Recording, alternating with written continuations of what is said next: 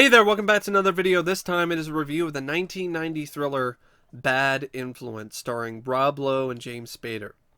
Now, this is a film directed by Curtis Hanson, and before this, Curtis Hanson did the thriller The Bedroom Window, which I'm quite fond of.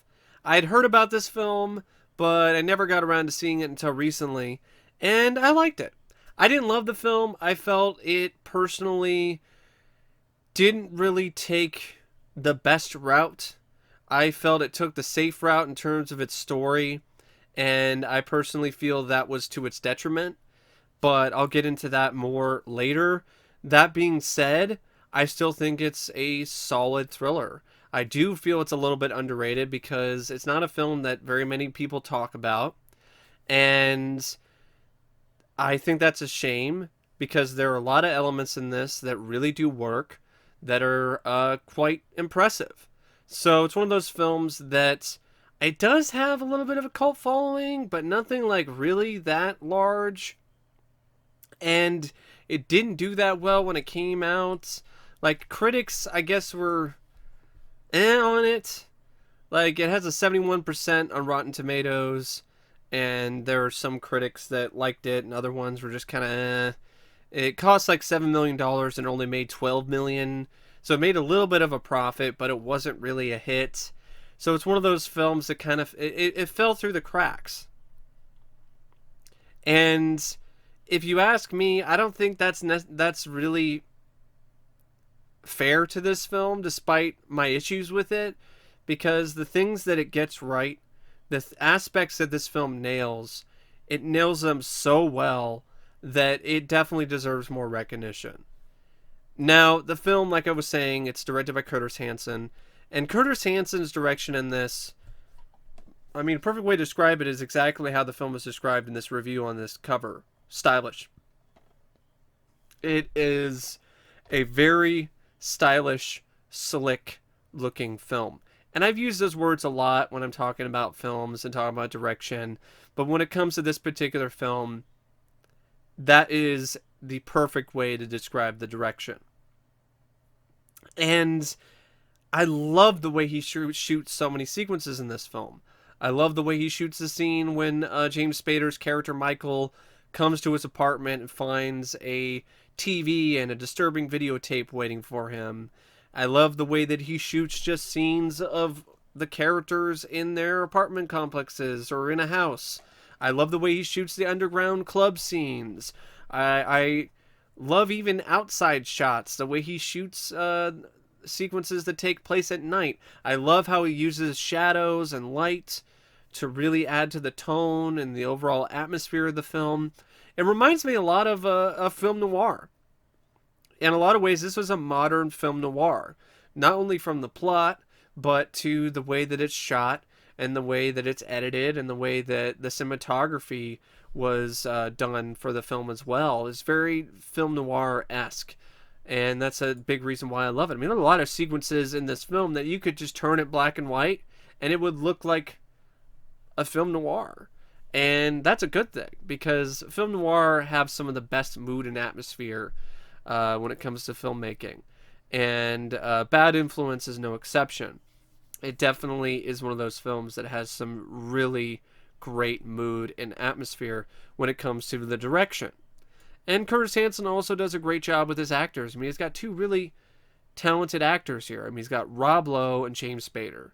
And even underrated character actors, like actors and actresses that aren't really thought of that much and were under the radar, like Lisa Zane and Christian Clemenson.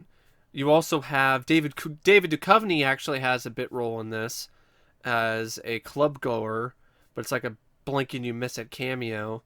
You also have Marcia Cross, who you might recognize. She has been in a lot of stuff. She would go on to be in Desperate Housewives, and she is in this in her early role as the woman that's the fiance of James Spader's character Michael. The film features a script by David Coop, and David Coop was fairly inexperienced screenwriter at this time, and he didn't even have an agent when he wrote this script. He was just lucky that somebody decided to pick it up. Now, the script has a great concept, a great idea, but this is where David Koepp's inexperience comes into play. He has a great hook, but his lyrics aren't the best, and the middle of his song is mushy, and the overall end is So it's one of those films where you got a great hook, in this case a great first half, but the second half is nowhere near as interesting, and it's nowhere near as effective. And to me personally, that lets this film down in so many ways. Instead of taking the safe route with the second half of this film and having it be bogged down into a standard, generic, good versus evil story, I truly feel that David Koepp or some other screenwriter should have went straight for the jugular and should have embraced the dark side and made this a really counterculture, different type of film. It already has this counterculture vibe throughout the first half, and it's quite immoral, and it's embracing how immoral it is. I mean, showing a sex tape at a party, and that's how Alex gives Michael's character what he wants, because he's terrified of getting married. So Alex is like, all right, I'll take care of that. And he plays a tape of Michael banging some other girl in front of his fiance's father and mother and all of their friends. So it's one of those things where, yeah, I mean, that is just sick, and that's twisted.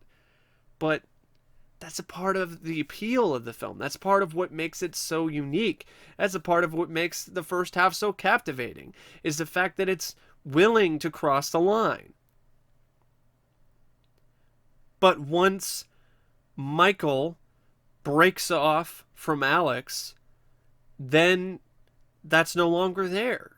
Then it just becomes this lukewarm mess where it's trying to be on both sides of the fence, but not really working that. It doesn't work. So it's trying to have Michael's character be a guy who is still kind of taking, not necessarily inspiration, but he's still being influenced by Alex, but not fully embracing it, and is still trying to be your typical good guy.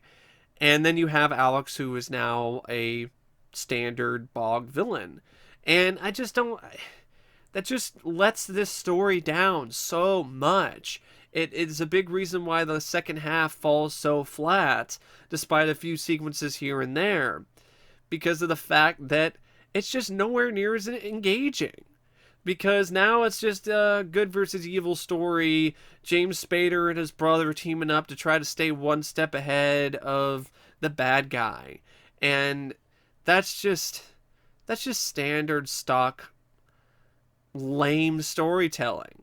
And it's pretty indicative of a inexperienced writer who, instead of going for the gusto, instead of really taking risks, he just plays it safe. And I felt that this script needed to take a hell of a lot more risks. And by risks, I mean go all the way. Have James Spader's character Michael fully embrace his dark personality and become Mick. The old Michael is dead, and he's now Mick. And because he's fully embraced this, you have more misadventures. You have more craziness with Alex and Mick, who are teaming up, and they're doing a little bit of a mini crime spree. And the things that Mick is doing, and he's raising the stakes, and he's doing things with each increasing night of debauchery and craziness. Rob Lowe's character, Alex, is realizing that Mick is even crazier than he is. And he's feeling intimidated and he's feeling scared, and he's the one that eventually tries to break things off, and he realizes, like, wow, like, what have I done? I've created this monster and I can't handle this. And so he breaks the connection between the two. This causes a rift, and this causes both of them to start trying to one up each other. So it becomes this, okay, they had these crazy nights, and they're two crazy sociopaths, and now things have changed where James Spader was the protagonist and now he flips to be the antagonist. And now Rob Lowe's character, Alex, who was the film's antagonist, is now the film's protagonist because he's created this monster and now only he can stop it.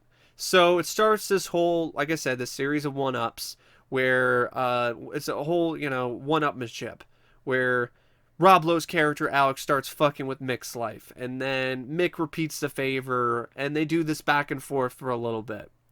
And then it ultimately culminates in a climax where the two of them have a showdown to determine who is the baddest of the bad and who should survive.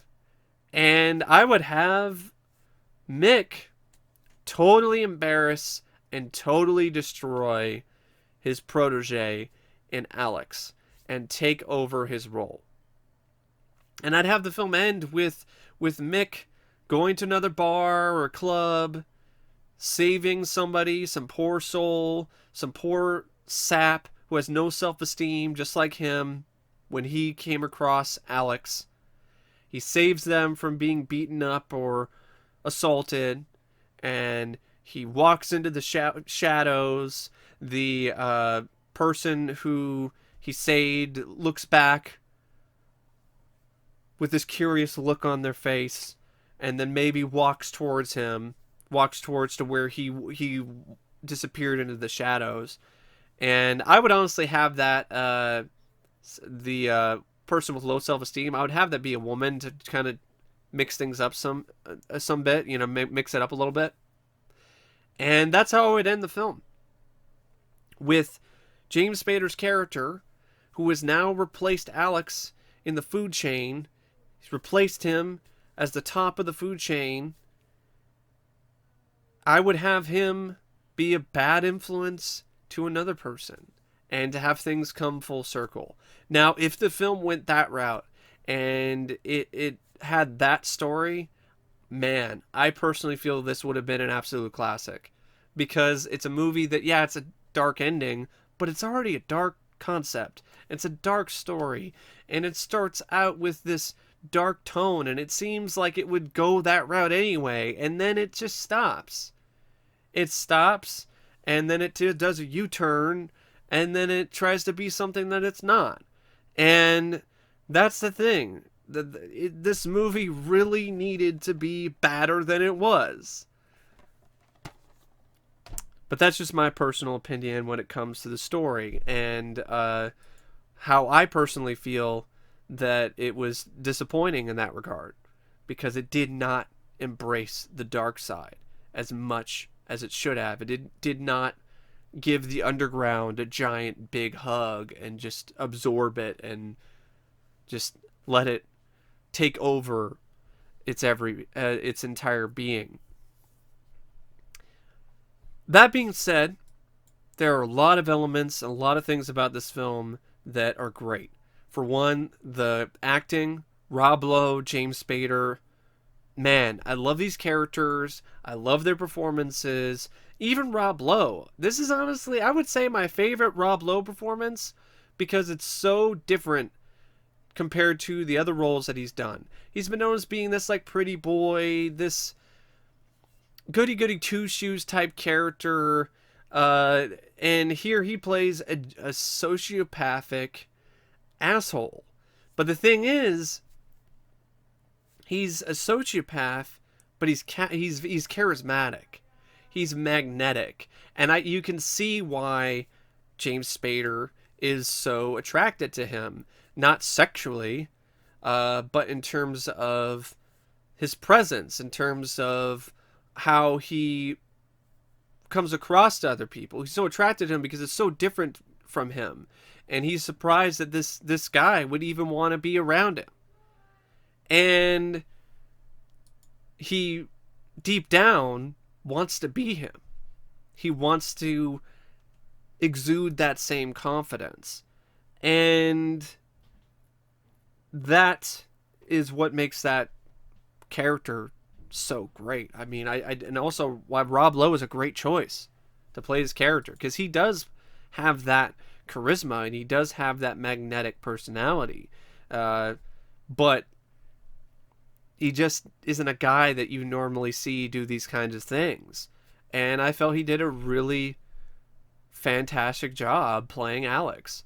Apparently, he spent hours researching for this role by looking at footage of Ted Bundy. And you know what? It definitely seems like that is on film here, because Ted Bundy had the same sort of confidence, and you can see that on film with Rob Lowe. And I definitely feel that all the work that he put into this really paid off. The sad thing, though, and it's not really sad, I would say Rob Lowe, though, his character in this and what he does specifically in multiple scenes is a serious case of bad timing. Because when this film came out, Rob Lowe was embroiled. He was embroiled in that in the sex scandal, the sex tape scandal. Well, in this movie, there is a scene where he's watching a sex tape and enjoying it. So it's like, and there's a lot of aspects to this character who loves to tape himself and show tapes to other people, and he loves watching tapes. So it's like, is this a satire? Is this a film that knows all of that's going on and is doing a commentary on it? You would think that would be the case because of how on the nose it is, but no. Like, they did not know. The screenwriter, everybody who was involved with this production, they had no idea about this sex tape scandal when they wrote the script. So it's one of those things that it just becomes life imitating art, and it honestly adds extra intrigue to the sequences in the film and to the film period, because you're watching this movie and you cannot believe what you're seeing with Rob Lowe watching a sex tape and like eating yogurt and like loving it. And you're like, you know what? That's not acting. Because Rob Lowe actually was watching sex tapes and loving them. So maybe Rob Lowe is a lot closer to being Alex than we think. Now, speaking of Alex, Nicolas Cage and Kevin Costner were apparently considered to play the role. Nick Cage would have been interesting. Could you imagine Nick Cage as this character? I don't think Nick Cage would have done nearly as good of a job playing the sophisticated sociopath that Rob Lowe is playing here. He's playing an upper crust sociopath, a guy who's good looking and so on and so forth. I don't think that Nicolas Cage would bring that same type of energy, and I think the film would suffer because of that.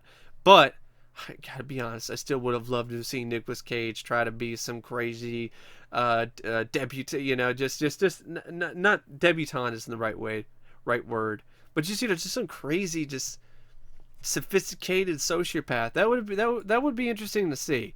Kevin Costner, I can't see playing this role at all. He doesn't have the right look. He doesn't have the right charisma. He doesn't have the right personality. I don't think he would have ever taken this role, period, because it just doesn't fit the type of film that he likes to do. I'm surprised, though, that James Spader wasn't considered for the role of Alex, because James Spader, I mean, he made his career playing characters like this, playing these just fucking pricks. So, like, I mean, that's right up his alley, and that's another reason why I'm so disappointed that James Spader didn't get to embrace Mick and just out-prick Rob Lowe, because I absolutely 100% know that he could do it, and he probably would have done it, and he would have killed it, and that's another reason why it's such a missed opportunity to me. But that being said, I mean, James Spader does a good job playing Michael. He does a good job playing the meek, mild-mannered, low self-esteem businessman who's overworked and has no self-confidence. And he does a great job playing the character who starts to embrace his dark side and is snorting cocaine and getting drunk and getting a little crazy. Like he really does a great job embracing that aspect of him. But he's that comes naturally to him. He's just so great at that. So great at playing bad guys, and he's pretty good at playing good guys. But he's better at playing bad guys. I mean, come on, like he can play a good guy, but James Spader is he's on his A game when he's playing bad guys, and you can tell that seems to be more of his comfort zone acting wise, because playing the mild mannered guy is all right, but like when he gets to have fun and he gets to be bad in this, you can tell that James Spader is enjoying himself, and it makes the performance even more enjoyable to watch. Lisa Zane, I also want to mention, as Claire. I really liked her a lot in Freddy's Dead, and it was nice to see her in another film. And she was gorgeous and just really sexy and unique in this film, and it really is too bad what ends up happening to her. Christian Clemenson I also really thought was a quite fascinating character as Michael's brother Pismo. He's a nerdy guy. He's kind of a loser, and he's a pothead. Like, how often do you see that type of character in a film like this? A nerdy loser pothead brother who teams up with your lead and helps him out. I mean, how often does that happen? That sounds like something that you would see in a comedy, but it's played completely straight here, and that adds a little bit of uniqueness, some more uniqueness to the film. David Duchovny is also in this, apparently, in a little tiny blink and you miss a cameo role as a guy with glasses in one of the clubs. You also have Marcia Cross, who would go on to be in Desperate Housewives and would go on to be pretty famous for that show. She's in this as Ruth Fielding, the fiancée of James Spader's character Michael. And there's a few other actors and actresses, but that's honestly the main cast. It's a pretty compact, small cast. That's to the film's benefit, though. It doesn't jam-pack the film full of too many characters. I think that would have hurt the film. The main focus is on Rob Lowe and James Spader, as it should be. Now, speaking of James Spader again, apparently Matthew Broderick, Tom Cruise, and Robert Downey Jr. all turned down the role of Michael. Now, Tom Cruise, I can't see him playing this character at all, because I don't buy him at all as a mild-mannered, low self-esteem businessman. That would have been an absolute terrible casting choice. And also, it wasn't a big enough film for Tom Cruise. This is 1990. Like, Tom Cruise is not doing this movie, so that there's no way he would have taken it. It was released by Epic Films or something. I think it was Epic. Yeah, it was Triumph Releasing Productions. So yeah, it wasn't a big studio and wasn't a big project. So Tom was not going anywhere near that. Matthew Broderick, once again, I can't see him pulling off the role. I can see him playing the mild-mannered, meek businessman, but I can't see him playing off the guy who's embracing his dark side and doing it believably. And the same thing applies to Tom Cruise. I can't see that. I can't see Tom doing as good of an actor as Tom is at this point in time. Could not see it. That being said, would have been interesting. It would have been interesting to see Tom's take on a guy who is embracing his dark side, because that's something you don't really see with Tom Cruise. Robert Downey Jr. though is the only other guy that I think could have pulled it off. So if they weren't going to go with James Spader said no. Robert Downey Jr. would have been a good replacement, because he can do the mild-mannered, meek, low self-esteem guy. And he can also play a manic individual. So he also has that energy and that range to be able to play that type of role. So, yeah. The other characters, no. I mean, the other actors, I can't see them pulling it off. And I guess Patricia Arquette was also considered to play Claire. She would have done a good job too, but I'm glad Lisa Zane got it because it gave her an early role in her career, and it gave her it was a nice role, and it gave her an ability to really make this character sizzle, because it's just Patricia Arquette is more of a traditional beauty. Lisa Zane is more of a unique beauty, and that's no offense to Patricia Arquette. She's a beautiful woman too, and an equally as talented actress. But Lisa Zane looked like she was an underground club going chick. She was the type of chick you'd see at an art gallery, and hope that you would be able to possibly, just even have dinner with her, let alone get her in bed. Now, speaking of the underground club stuff, I want to mention that aspect of the film, which is really great. And I know you use great a lot, but I mean, great is great. And this is a great element to this film. And I love the music that they use, especially the song The Highway by the Nymphs. I love that song. And I love how the Nymphs are actually incorporated into the club. And I love just the whole underground club aspect of it. I thought it was very unique and interesting. And definitely lends even more intrigue to this already intriguing film. And it's one of those things that if it didn't really have all these underground club stuff, it wouldn't be as good to me.